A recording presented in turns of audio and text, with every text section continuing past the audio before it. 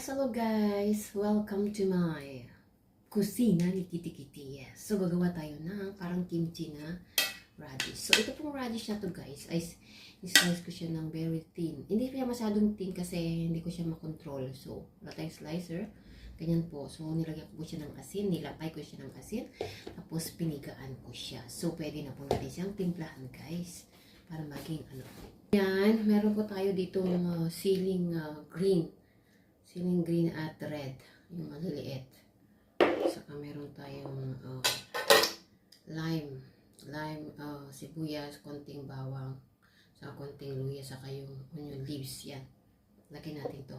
So, itong chili na to guys, wala na kasi, so nilagyan ko na lang siya ng suka. So, ito hindi ko na nilagyan ng asin kasi naano na nga natin siya ng asin. So, start na po natin ang ating pagtimpla. So, ilagay po natin itong ating sili. Yan. Yan. Yung ating yan. Yung sibuyas, bawang, saka yung ating mga onion leaves. So, lagyan natin siya ng isang kutsarang asukal at ilagay na natin itong ating suka na may sili. Yan. So, yan. Diba? Tapos, pigaan lang po natin siya nito. Itong lime. Masarap kasi kung may lime. Ganyan natin siya ng kutsara para mabilis. Malinis pa yung kamay ko ha. Yan, okay na po. So, haluin na natin ha.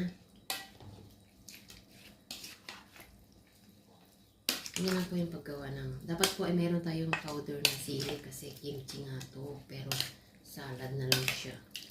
So, pwede nung lagyan natin siya ng patis.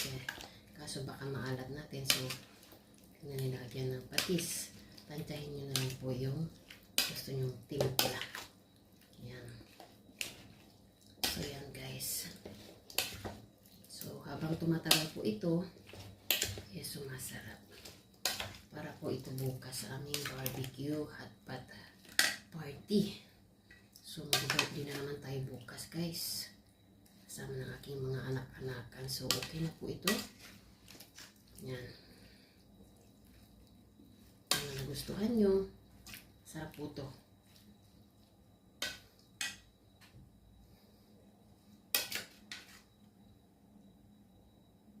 Bye!